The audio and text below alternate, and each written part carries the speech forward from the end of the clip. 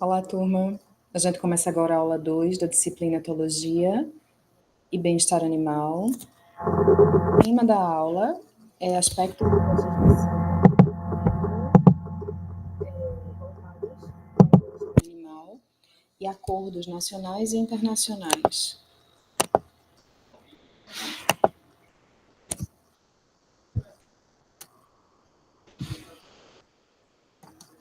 O que a gente vai ver na aula é o conteúdo sobre diferentes modelos de sistemas legais, comparando o sistema legal que acontece, né, que ocorre, está vigente no Brasil, e o sistema legal em outros países, para a gente fazer considerações a respeito de como funciona diferente o meio jurídico, tanto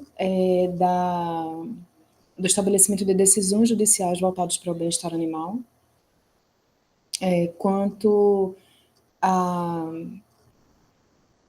as decisões judiciais, tanto quanto como o cumprimento das leis acontece, né, aqui no Brasil e de forma diferente em outros países. E quais são os países que têm semelhança com o Brasil? Né, os diferentes tipos de leis, porque não é da mesma maneira que acontece nos países internacionalmente.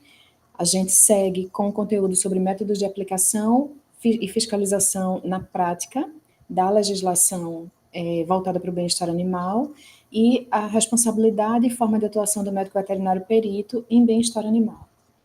Vamos dar um mergulho nisso?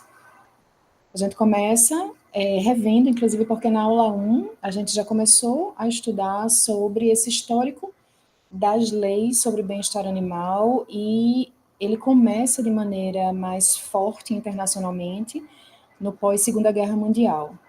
A legislação voltada para a proteção animal, para o bem-estar animal, data ali do início do século XX aqui no Brasil, em leis, e a gente vai falar um pouco sobre essa lei, e de lá para cá, quais são as leis aqui no Brasil voltadas para o bem-estar animal, embora a fiscalização e o cumprimento dessas leis, até as últimas décadas, vêm sendo muito insuficientes aqui no Brasil. A força realmente de uma fiscalização e cobrança social, é um olhar da população voltado para o bem-estar animal, para a proteção animal, acontece como reflexo desse movimento internacional que começou na Europa.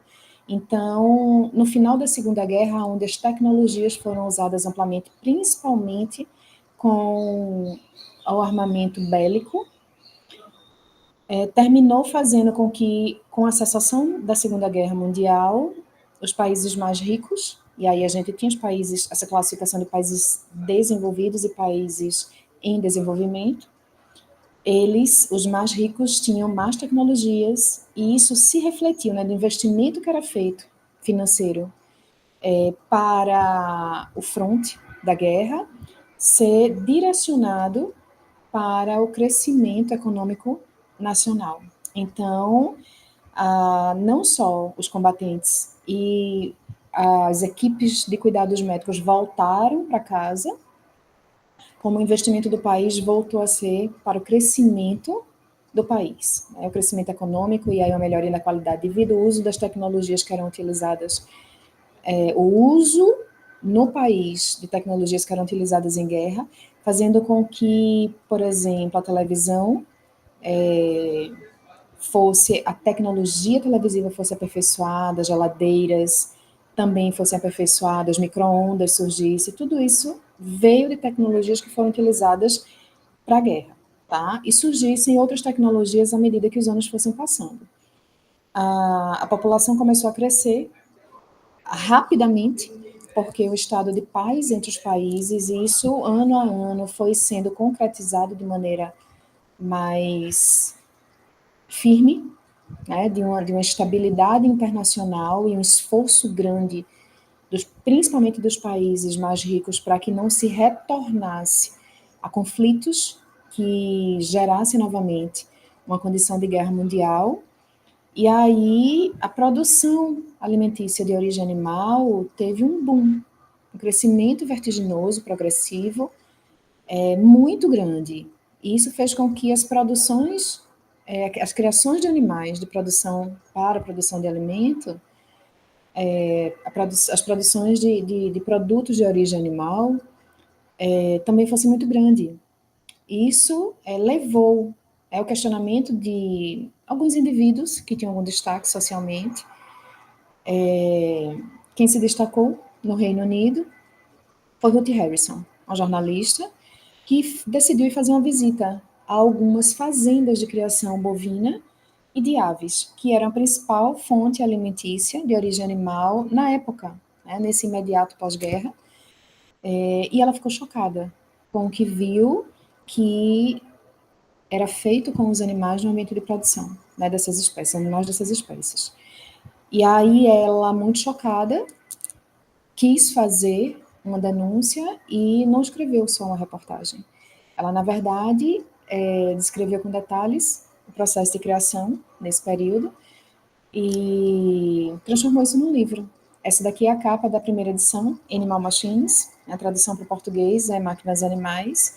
E vejam, aqui nesse símbolo que simula uma engrenagem de uma máquina industrial, tem cabeças de aves, né, da galinha doméstica, e no centro a cabeça de um bovino representado. Esse livro, quando foi publicado, chocou tanto a sociedade ali dos países do Reino Unido, que levou nesse movimento social de cobrança para que os governantes intervissem na forma como não se sabia como se estava criando, o que estava acontecendo dentro dessas fazendas de criação de animais. E aí houve um movimento dos políticos na época, e no Reino Unido foi formado o Comitê Bramwell, com legisladores, né, eram equivalentes ao que a gente tem aqui como vereadores. Né? No ano seguinte já houve esse direcionamento para a formação de uma equipe. Na verdade, o Comitê Bramwell, ele foi formado por políticos que se posicionaram em nome dos governos dos países para que mudanças acontecessem, uma vez que estava se mostrando inadmissível que animais fossem submetidos a um processo de produção de alimento com abate, com a crueldade que foi observada. E esse Comitê Bramwell, em 1965, a partir do Ministério da Agricultura, depois de reuniões e reuniões, terminaram sugerindo, com discussões junto a pesquisadores, cientistas e também a sociedade, veio a proposta das 5 liberdades, que a gente falou na aula passada, né, na aula anterior, na aula 1. Teve uma repercussão muito grande, não é uma lei que propõe as 5 liberdades, e sim uma orientação para que animais que são mantidos sob a responsabilidade humana para a produção de alimentos, e aí as 5 liberdades prioritariamente, não, exclusivamente, no início foram direcionadas para animais mantidos em ambientes de criação para a produção de alimentos. Teve uma repercussão na pressão social, uma repercussão tão grande, tão intensa, né, com forte impacto sobre os criadores, fazendo com que eles transformassem. E ali, em 1965, 1967, não foi nada parecido com o que é hoje. Tá? Foi muito, ainda incipiente, ainda muito inicial, né? Sem uma mudança, uma transformação real nas condições de crueldade em que os animais eram criados. Mas foi o suficiente para chegar nessa transformação no ambiente de criação ali inicialmente na Inglaterra, depois nos demais países, tanto do Reino Unido quanto da Europa, chegarem também influenciando, cobrando, questionando, né, os criadores dos Estados Unidos, porque o grande questionamento e a grande pressão era: que tipo de pessoas somos nós que impomos esse tipo de sofrimento a outras espécies? Então, não era só se animais sentiam dor, se eles raciocinavam, se eles entendiam o que estava acontecendo, se eles sentiam angústia, medo. Era que tipo de seres humanos somos nós que fazemos isso. E isso foi muito forte.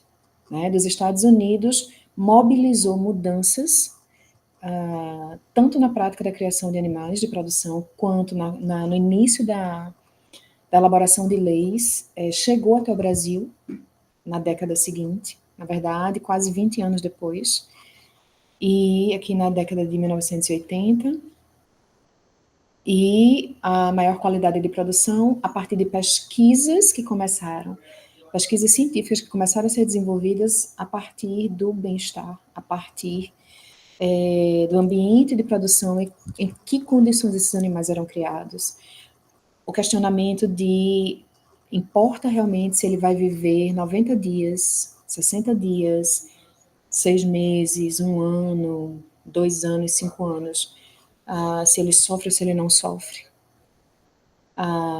O que é que pode ser feito para que uma vida digna aconteça.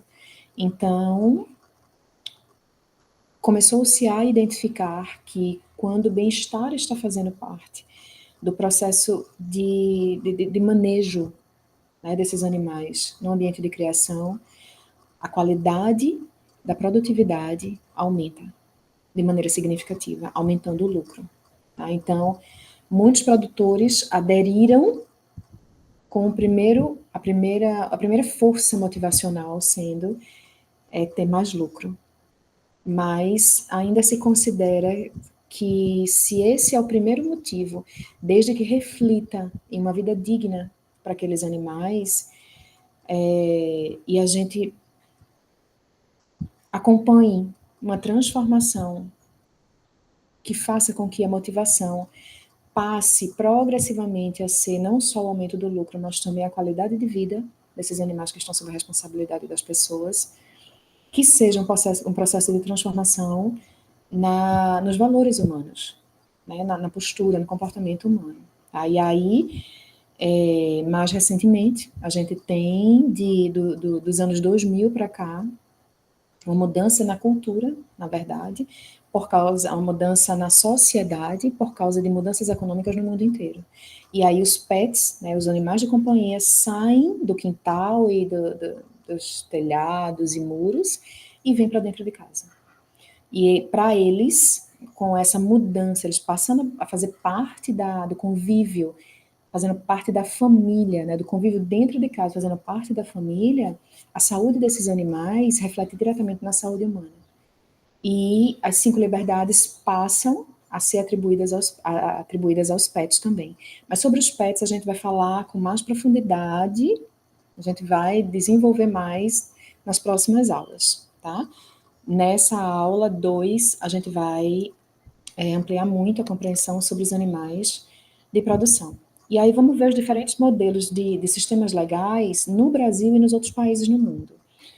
A área do direito é um ramo da ciência que adapta sua forma e desenvolvimento aos costumes de determinada sociedade. Então, culturas diferentes apresentam, né, porque desenvolveram ao longo dos séculos um sistema legal próprio daquela cultura. E o que são sistemas legais? O sistema jurídico ou sistema legal é um conjunto de normas jurídicas interdependentes.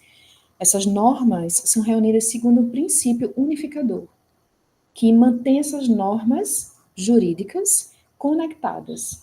Essas regras ou normas jurídicas utilizam uma linguagem prescritiva, cuja finalidade é disciplinar a convivência social. Então, é sempre baseada no que é permitido fazer a partir de determinações de leis e atuação jurídica, né, atuação de advogados, juízes, desembargadores, promotores, Ministério Público, a partir da linguagem prescritiva do que já se tem de experiência de decisões anteriores e como se compreende que a sociedade funciona de maneira justa, correta, sem dar espaço para o estabelecimento do caos, e sim de uma ordem, né, de uma boa convivência social para todos. Pelo menos teoricamente, é assim. É colocado assim, se busca alcançar esse ideal. O sistema jurídico é um conjunto de normas reunidas por um elemento unificador que deve estar vinculado aos valores da Constituição. No Brasil, a Constituição Federal, ela foi promulgada em 1988. E lá no artigo 225, que é a nossa referência nacional, sobre os cuidados com o ambiente natural e com outras espécies animais, a gente tem considerações desde ali, final da década de 1980, na Constituição, dizendo o seguinte: todos têm direito ao meio ambiente ecologicamente equilibrado, bem de uso comum do povo e essencial à sadia qualidade de vida, impondo-se ao poder público e à coletividade o dever de defendê-lo e preservá-lo para as presentes e futuras gerações. Então, é responsabilidade do poder público, mas também da sociedade, o dever de defender o meio ambiente ecologicamente equilibrado e preservá-lo para as próximas gerações. O dever de denunciar, de fazer com que se cumpram as leis, o dever de impedir violências, crueldades. No parágrafo 1º diz, para assegurar a efetividade desse direito, incumbe ao poder público. Inciso 7º, proteger a fauna e a flora, vegetação e espécies animais, vedadas na forma da lei as práticas que coloquem em risco sua função ecológica, provoquem a extinção de espécies ou submetam os animais à crueldade. Então, é vedada, é proibida, de acordo com as leis vigentes, as práticas que destruam ecossistemas, destruam as condições de vida no ambiente natural para a vegetação e para espécies animais. E também a prática de crueldades. Tá? E aí existe uma definição muito clara sobre o que está incluído em crueldade. No parágrafo 7º, diz que para fins do disposto na parte final do inciso 7º do parágrafo 1º desse artigo, não se considerando cruéis as práticas desportivas que utilizem animais, desde que sejam manifestações culturais. Me dê um segundo.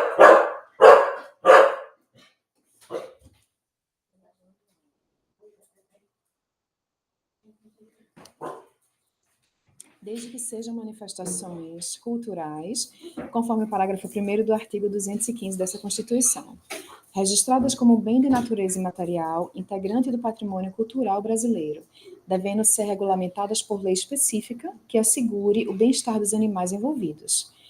E isso já foi incluído, essa determinação já foi incluída na Emenda Constitucional número 96 de 2017. Então, a gente tem manifestações culturais registradas como bem de natureza imaterial integrante do patrimônio cultural brasileiro, embora atualmente, inclusive de 2017 para cá, já haja não só uma crítica em cima disso, comprovações científicas, avaliações técnicas de médicos veterinários que atuam diretamente na avaliação dos animais, que fazem parte dessas manifestações culturais. Tá? Ainda é polêmico aqui no Brasil, mas no mundo também, não só aqui no Brasil, e a gente vem vendo uma transformação que vem acontecendo à medida que o tempo passa. Por comprovações respaldadas pela ciência médica, pela ciência do comportamento animal, do bem-estar animal, que não justifica que a gente se mantenha com legislação que apoie ainda manifestações culturais que levam à crueldade aos animais. Cada país adota um sistema específico que rege e orienta sua aplicação.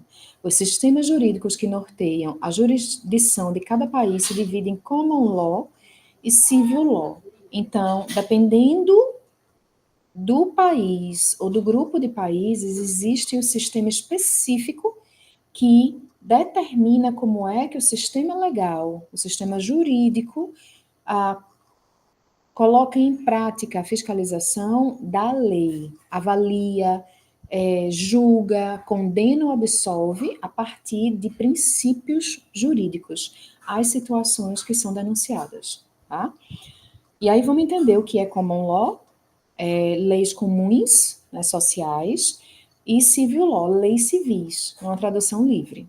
A common law é um sistema baseado em decisões tomadas por tribunais. Né? A ausência de codificação jurídica, a base está na jurisprudência, que é exatamente a jurisprudência, a decisão anterior em situações de processos judiciais equivalentes e as decisões de juízes condenando ou absolvendo esses processos anteriores equivalentes ao que está em curso, dão, sim, um respaldo, dão uma confirmação de que o juiz decidindo agora, baseado em decisões anteriores, é o que é válido socialmente, é o que mantém a ordem social, é o que é aceito naquele país, é o que a sociedade deseja decidir, direcionar, né, sobre esse tipo de situação.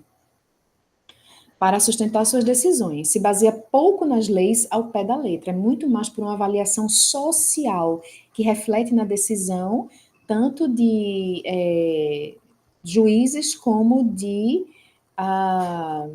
grupos de pessoas que fazem parte de votação para o que deve ser decidido sobre aquele réu ou grupo de réus. A origem é na Inglaterra, né, desse sistema de common law, embora País de Gales, Irlanda do Norte, que são os outros 2 países do Reino Unido, a Irlanda, Canadá, Estados Unidos, Austrália e Nova Zelândia, seguem esse sistema legal de common law. Diferente do civil law que está em curso no Brasil, está em curso não, é a prática, né, no Brasil, na França e em Portugal, que é um sistema de codificação do direito em leis, interpretação das leis, orientando a atuação dos profissionais da área, advogados, juízes, procuradores, desembargadores. E aí a gente tem a aplicação da lei, se segue o que a lei diz e deve ser cumprido, decidido, condenado ou absolvido a partir da lei. Essa é a diferença desses 2 sistemas legais. Aqui no Brasil, a gente tem um sistema jurídico ocidental, sobretudo por influência do direito romano e da influência germânica. É denominado de civil law, portanto, de leis civis, como eu expliquei para vocês agora há pouco. A lei de bem-estar animal, como eu disse para vocês, ali na década, no início, né, do século XX, na década de 1934, o decreto 24.645 estabelece medidas de proteção animal. É a primeira lei brasileira de defesa animal, que é reconhecida como a primeira lei voltada para o bem-estar animal. A primeira atividade, já para contextualização da aula de hoje, pesquisem o decreto 24645 de 1934, para que vocês confiram exatamente como ela é muito primária, e leiam essa lei, esse decreto, né, com força de lei, para vocês verem como ela está muito distante do que a gente compreende hoje, do que é discutido socialmente hoje com relação ao tratamento a outras espécies animais. E como ela ainda está muito aquém do que a gente já sabe hoje de comprovações científicas a respeito da capacidade animal de compreensão de sentimentos, de raciocínio, de emoções, e como faz sentido a ciência ter muita influência em transformar as leis para que a gente tenha um acervo aqui no Brasil com o avanço, inclusive diferenciado internacionalmente, na proteção animal, né, do seu bem-estar. Mas é um marco no Brasil, tá, esse decreto de 1934. A Lei de Crimes Ambientais, ela vem promulgada em 1988, é a 9605. Trata das sanções penais e administrativas derivadas de condutas e atividades lesivas ao meio ambiente. No artigo 32, diz assim: praticar ato de abuso, maus tratos, ferir ou mutilar animais silvestres, domésticos ou domesticados, nativos ou exóticos, leva à penalização de detenção de 3 meses a 1 ano e multa. No parágrafo 1º, incorre nas mesmas penas quem realiza experiência dolorosa ou cruel em animal vivo, ainda que para fins didáticos ou científicos, quando existirem recursos alternativos. Essa lei traz a mudança do uso de sapos e de pequenos roedores em aulas práticas de biologia, no ensino fundamental e no ensino médio, que era uma prática comum com preparo zero de professores e equipe pedagógica para garantir o bem-estar desses animais. Então, ainda a gente mantém a memória de relatos de que o uso da insensibilização desses animais com clorofórmio, com algodão, né, nessa região naso-oral, eles eram prendidos por barbante nos membros, com os membros esticados, era feita uma incisão tóraco-abdominal e se estudava a anatomia em vivo, né? Em loco e em vivo. E não se tinha o cuidado ao longo da aula de manter aquele animal insensibilizado. Então, os relatos são deles despertarem abertos, com essa região tóraco-abdominal aberta, e saírem pulando. Claro, as amarrações não eram feitas com cuidado, era só para manter, às vezes nem amarrações, né? Se esticava apenas os membros para que essa região ficasse mais exposta, e eles saíam pulando pelo laboratório, pela sala de aula, com eviscerados, né? As vísceras expostas. E sabe-se que sim, eles sentem dor física, né? Atualmente, né, nas últimas décadas, a gente já tem essa confirmação científica de que eles sentem. O sistema neurológico, ele é equivalente ao de mamíferos superiores, inclusive ao humano. Então, a lei de crimes ambientais vem reprimir essa prática. E aí, para que se use animais vivos em aulas práticas, as condições e o protocolo é muito exigente na atualidade, como não foi. Aí a gente não vê mais, de uma maneira geral, pelo menos, aulas práticas no ensino, na educação básica, no ensino fundamental e médio, hoje em dia. No parágrafo 1º A, quando se tratar de cão ou gato, a pena para as condutas descritas no caput desse artigo será de reclusão de 2 a 5 anos, multa e proibição da guarda, incluído na Lei 14.064 de 2020. Houve uma discussão muito intensa, não estavam apenas o cão e o gato, com essa ampliação de reclusão e multa e proibição de guarda, só cães e gatos, mas houve um movimento muito intenso, muito forte, uma pressão muito grande para que, porque originalmente no texto dessa lei de 2020 estavam também outras espécies de animais domésticos, que são as de produção. Então, interesses de produtores, né, grandes criadores, nacionalmente, fez com que se reduzisse apenas cães e gatos. Há uma crítica muito grande a essa lei, se considera um avanço pouco significativo, embora a gente não pode deixar de considerar que é um avanço, né? Então, passo a passo, continuamos, todos nós, né, como sociedade, caminhando nessas conquistas da proteção do bem-estar animal. No parágrafo 2º, diz que a pena é aumentada de 1/6 a 1/3 se ocorre morte do animal com a prática dessas crueldades. A gente tem aqui no Brasil o direito animal crescendo nos últimos anos, desde pouco antes da pandemia.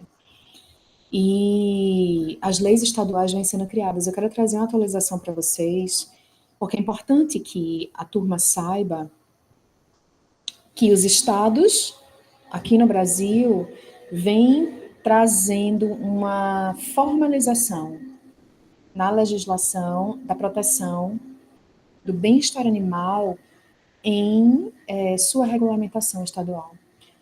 O direito animal vem crescendo e há juristas ligados à academia, né, ao meio acadêmico, que vem não só incentivando, orientando, conduzindo estudantes do direito, da medicina veterinária, da biologia e de outras áreas, quem tem interesse em pesquisar, fazer especialização, mestrado, doutorado, pós-doutorado em direito animal, com uma repercussão muito positiva nacionalmente, tá? Então, a gente tem, em 2017, o Código de Proteção aos Animais do Estado de Sergipe. É o prenúncio da eclosão de leis estaduais animalistas posteriores, né, animalistas que defendem o bem-estar animal. A Lei 17.485 de 2018 é a de Santa Catarina. Cães, gatos e cavalos são sujeitos de direitos limitados a cães e gatos pela lei que foi promulgada logo depois. Então, os cavalos foram posteriormente retirados como sujeito de direito. Tá? O Código de Direito Animal da Paraíba especifica os direitos dos animais E isso não foi feito pelas leis anteriores de Sergipe e de Santa Catarina, e na maior parte dos estados ainda não é considerado, por lei, a especificação dos direitos dos animais. A da Paraíba, ela é a mais avançada até o momento em todos os estados aqui no Brasil. É a mais rica, tá? E é, sim, a precursora do direito do bem-estar animal, referência, inclusive, internacional. Posteriormente, o Código de Roraima e logo após o do Amazonas também não discriminaram os direitos dos animais.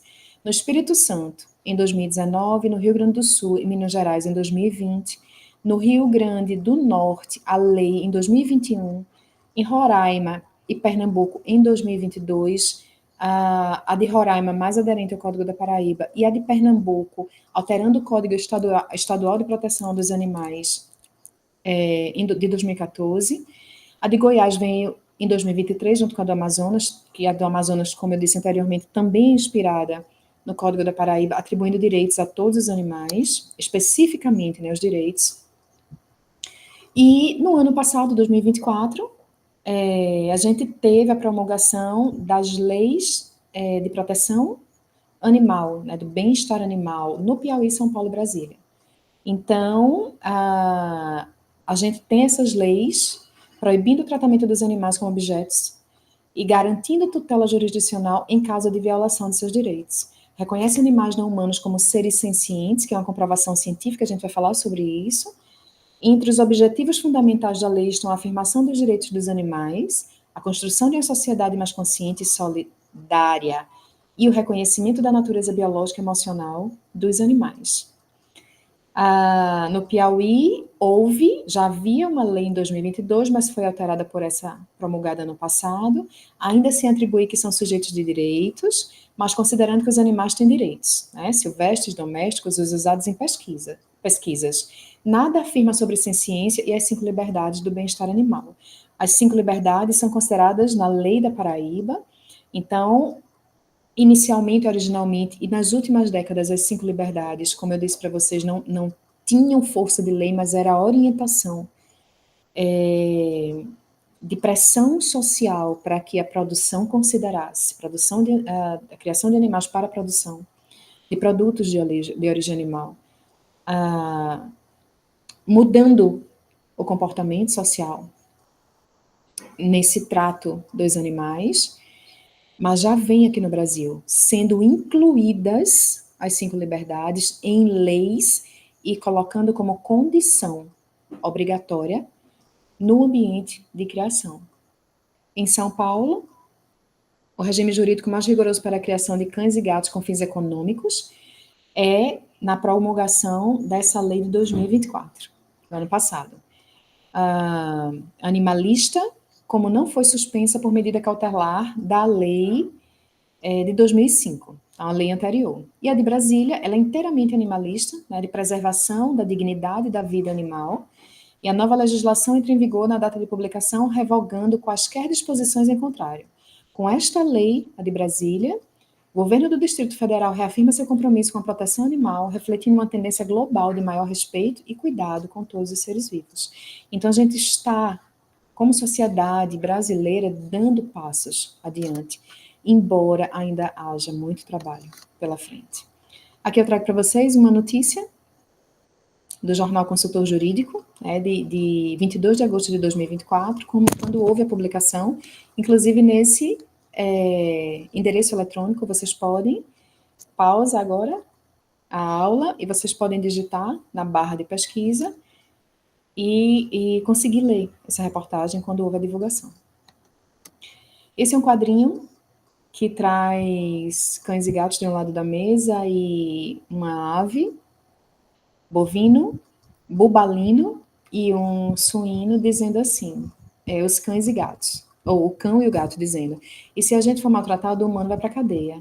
Aí o boi, né, a vaquinha diz, nossa, que inveja, porque eles ainda não são amplamente protegidos por essas leis. A gente sabe que tem um problema sério de fiscalização, muito mais do que necessidade de novas leis, mas vamos aprendendo a ser elemento ativo, personagem ativo na sociedade, tá? Porque nós somos também indivíduos responsáveis por fazer com que a lei se cumpra. Deem uma olhada nesta menininha linda, a Dalgisa. Ela é uma mini pig. Aqui ela tá filhotinha, ela já tá no tamanho adulto. Ela tá um pouquinho maior do que aí nessas fotos. Foram publicações de Wilson Trindade, é um amigo querido, ele mora em Santos, e ele fundou o Instituto Taupet. Ele faz um trabalho belíssimo de divulgação, tanto do bem-estar animal, como de nossa responsabilidade com os cuidados. Para quem tem simpatia, ou já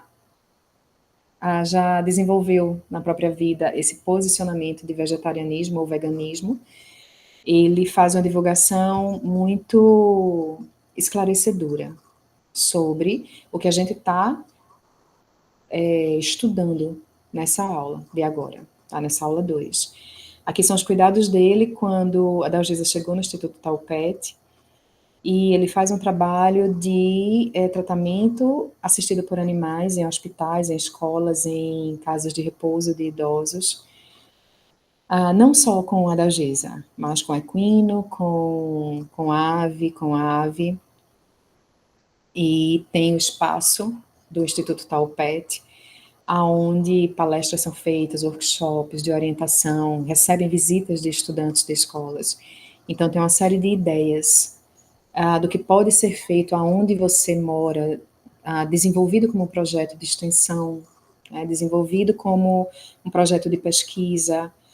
O Wilson é super acessível, vocês podem entrar em contato com ele, podem dizer que a professora Juliana Tavares, médica veterinária, sugeriu que vocês entrassem em contato para esclarecimento sobre o trabalho do Instituto Taupet, sobre a divulgação desse trabalho, sobre o desenvolvimento, ideias do que vocês poderiam fazer na cidade que vocês moram, tá? Ele vai, com certeza, ele vai acolher o contato de vocês com muito carinho.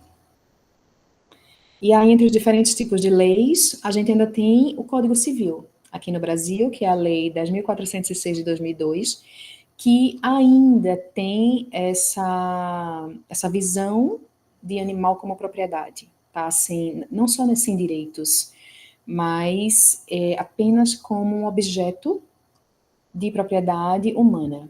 E aí, no artigo 1394, consta assim: o usufrutuário tem direito à posse, uso, administração e percepção dos frutos. Aqui, o usufrutuário é o criador, e a posse, uso, administração e percepção dos frutos, que são resultado da reprodução dos animais que ele cria.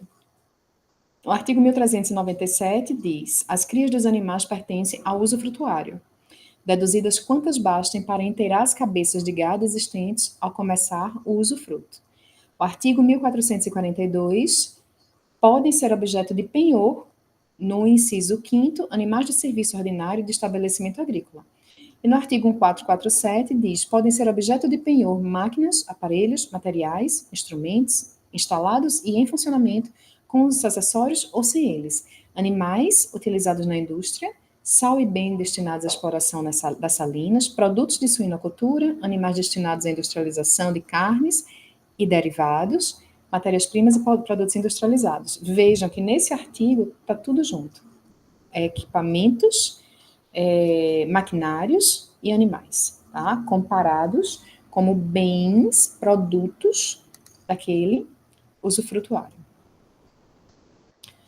A Lei de Biossegurança, é a Lei 11.105 de 2005, regulamenta nos incisos 2, 4 e 5 do parágrafo 1º do artigo 225 da Constituição Federal, estabelecendo normas de segurança e mecanismos de fiscalização de atividades que envolvam organismos geneticamente modificados e seus derivados. Então, são animais geneticamente modificados e suas descendências, e também os seus produtos, tá? No artigo 10, diz assim: a Comissão Técnica Nacional de Biossegurança, CTN-Bio, integrante do Ministério da Ciência e Tecnologia, é instância colegiada multidisciplinar, consultiva e deliberativa de apoio técnico e assessoramento ao governo federal, consultiva para dar orientações, esclarecimentos e deliberativa do que deve ser feito, delibera, determina o que deve ser feito, tá? A partir de avaliações técnicas e assessoramento ao governo federal, para avaliação do riscos ou fitossanitários ou de animais de vegetais relacionados à saúde pública, à saúde humana e ao meio ambiente. No parágrafo único, diz que a CTN-Bio deverá acompanhar o desenvolvimento e o progresso técnico e científico com o objetivo de aumentar sua capacitação para a proteção da saúde humana, para a proteção dos animais, para a proteção das plantas e para a proteção do meio ambiente. Vamos dar uma respirada e fazer uma enquete? Rapidinho, digam para mim por que o bem-estar animal surgiu como necessidade humana no mundo inteiro. Letra A, porque o valor da vida animal está equiparado globalmente à vida humana. Letra B, porque todos no planeta já aceitam que a espécie humana é uma espécie animal como as demais. Letra C, porque as sociedades se questionaram sobre que tipo de pessoas fazem parte delas. Letra D, porque a evolução da compreensão do sofrimento animal ainda é incipiente, insuficiente, frágil. Letra E, porque a medicina veterinária impôs esta regra mundialmente. Qual é a resposta que você acha certa? 3, 2, 1. Letra C, foi essa que você marcou? Escolheu? Porque as sociedades se questionaram sobre que tipo de pessoas fazem parte delas. E aí vem um movimento muito forte de transformação inicial que foi se aprofundando e se ampliando ao longo do passar dos anos e das décadas. Métodos de aplicação e fiscalização na prática. O médico veterinário deve fazer a avaliação do grau de bem-estar. E aí, a gente vai iniciar o estudo desse aspecto da avaliação do grau de bem-estar nessa aula, na aula 2, embora a gente vá desenvolver isso com minúcias, com muitos detalhes na aula 3. Para a gente começar esse olhar da atuação médico-veterinária baseada em medidas de bem-estar para avaliação do grau de bem-estar animal, Brum e Fraser, que são autores do livro Bem-Estar Animal, publicado em 2010, uma grande referência, que inclusive é a indicação bibliográfica para a disciplina de vocês, nos mostram alguns caminhos, que são referência internacional. Indicadores fisiológicos e comportamentais de prazer, para isso precisa se conhecer o comportamento natural da espécie com que se está trabalhando, para identificar a normalidade de imunidade, a maior exposição ou menor para a expressão de doenças, danos físicos, habilidade reduzida para crescimento e habilidade reduzida para se reproduzir. A expressão de comportamentos altamente preferidos é um grande indicador de alto grau de bem-estar, expressão de processos fisiológicos e desenvolvimento anatômico normais. Processos fisiológicos são de se aquecer, de conseguir se aquecer no ambiente, né? Pode ser de espécies gregárias, que são espécies que vivem em sociedade, precisam para estabilidade, saúde mental e emocional, estar com outros indivíduos da própria espécie, conviver com eles, estar em contato, tocando no mesmo ambiente.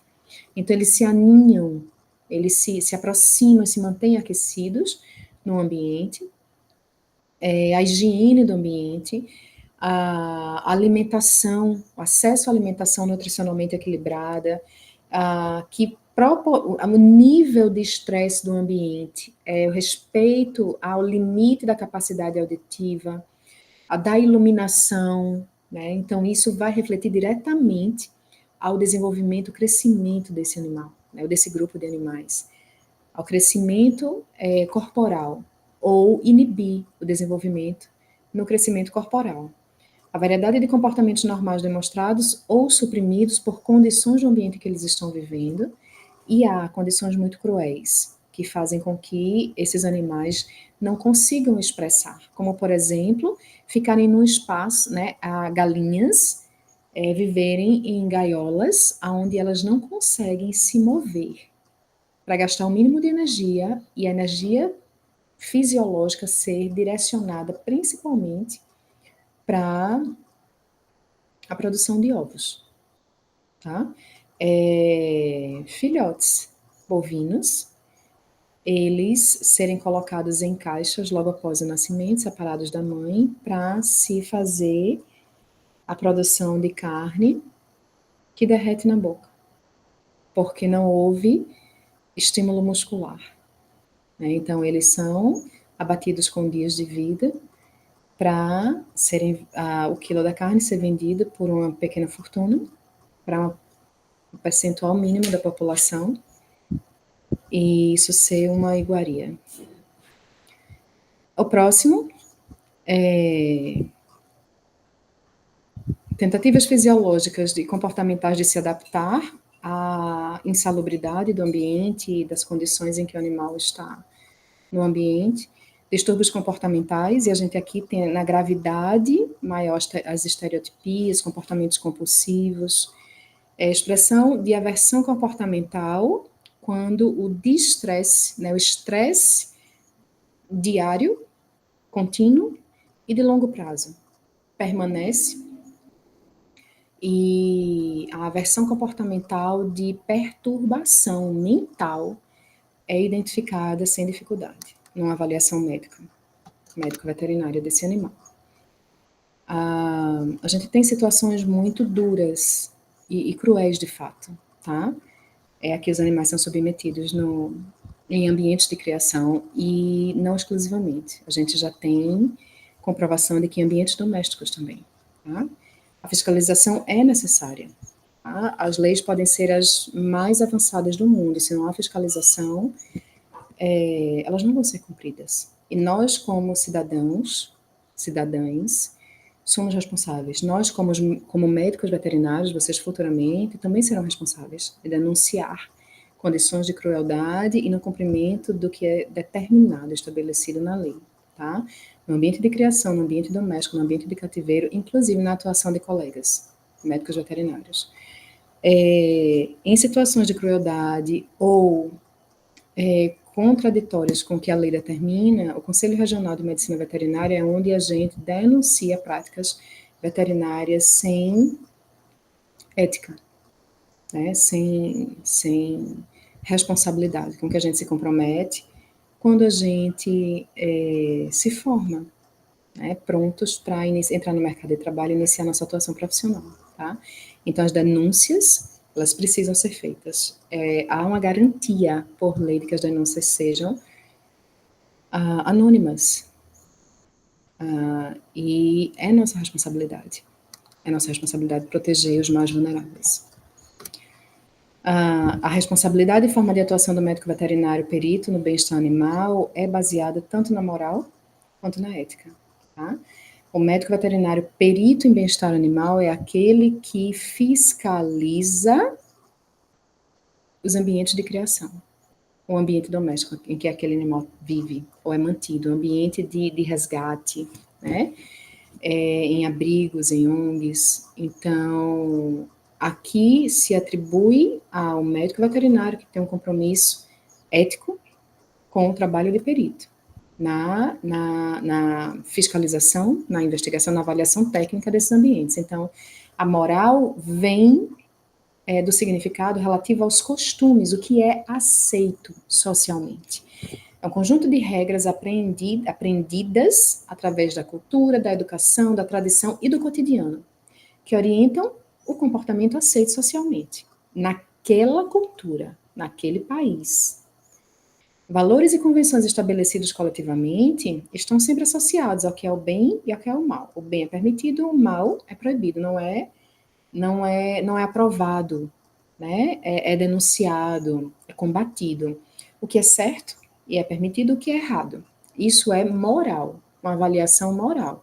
Quando a gente fala de ética, a gente está fazendo referência ao modo de ser, ao caráter, a uma avaliação da moral. Então, se você age de acordo com a moral, de acordo com o que é o bem, você é ético. Se você age de acordo com o que é o mal, você não é ético, né? É antiético. Se você age de acordo com o que é certo, você é ético. Do que é considerado socialmente errado, você é antiético, tá? Então, a ética é a teoria ou a ciência do comportamento moral dos humanos em sociedade. É o estudo dos princípios morais, e o objetivo é uma reflexão sobre a moral. Pode, não pode, deve ou não deve, como é que a gente se aproxima da perfeição humana, né? E o nosso direcionamento, um posicionamento ético, uma postura, um comportamento ético, é a nossa tendência a agir, a maior parte do tempo, a favor do bem. E a gente tem, claro, vários tipos de éticas. A ética social são os princípios aceitos e adotados pela sociedade, de uma maneira geral, do que é aceito, ah, do que é aceito para a maioria das pessoas, né? Não há muito questionamento, mas porque aquilo é permitido socialmente e transmitido através das gerações, tá? É o que está presente em leis e regulamentos. A ausência da ética social geraria o caos. Um exemplo é a legislação de trânsito. Então, sabe-se, né, tem princípios de legislação de sinal, de placa, sinal semáforo, né, ou placas aonde você pode estacionar ou não, aonde você precisa parar se o sinal, o semáforo está vermelho, você pode seguir se está verde, se você não cumpre isso, a faixa de pedestre, outras pessoas que fazem parte desse meio social, compreendendo essa sinalização, vão procurar atravessar a rua que tem preferência de circulação de veículos. Quando o sinal estiver verde, quem